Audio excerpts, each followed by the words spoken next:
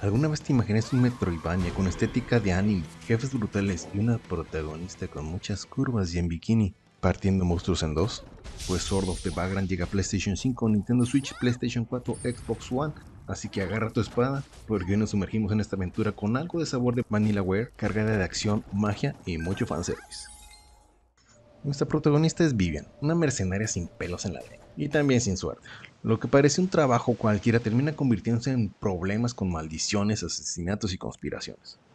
La trama no es Shakespeare, eso sin duda, pero tiene lo justo para mantenerte enganchado mientras avanzamos por esta odisea de espadas y hechizos.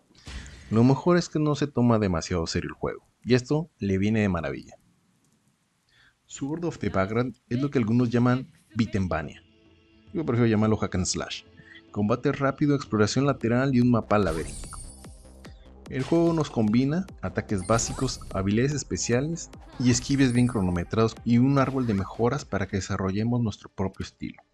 Dentro de las mismas mecánicas, podemos cocinar antes de enfrentarnos a un jefe. Esto nos ayudará para bostearnos nuestro ataque o defensa. Además, dentro del juego hay un sistema de loot, armas, equipo y encantamientos para hacerlo todo más potente o tal vez más flashy. El control se siente bastante ágil, lo cual hace que los combos fluyan y mantengan un ritmo bastante sólido. Solamente tengan en cuenta que fuera de los jefes puede tornarse bastante repetitivo. Y sí, tal vez algunos enemigos parecen sacados más bien del zoológico que de un infierno. El verdadero plato fuerte del juego son los jefes, ya que todos cuentan con varias fases y la dificultad está bastante aceptable. El arte es donde muchos se enganchan a primera vista, y aunque el juego no alcanza el nivel de detalle como títulos como Muramasa o Dragon's Crown, el estilo visual de Sword of the Vagrant es bastante llamativo, colorido y tiene mucha personalidad.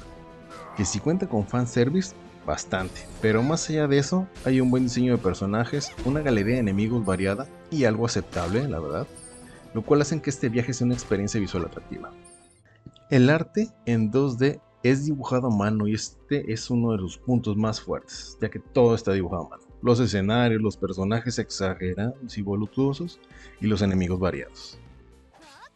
En mi percepción la banda sonora acompaña muy bien la acción, ya que hay piezas intensas para el combate y otras más ambientales para la exploración, lo cual sentí que estaba muy bien balanceado. Las voces en japonés suman puntos al estilo anime del juego, y los efectos del sonido la verdad es que cumplen sin sobresalir tanto. En conjunto, el apartado sonoro es algo que funciona y se disfruta sin ningún problema. A mi parecer, Sword of the Vagrant no pretende inventar nada, y realmente no lo necesita. Ofrece una experiencia sólida y divertida, con mucho cariño en su diseño y a un precio accesible.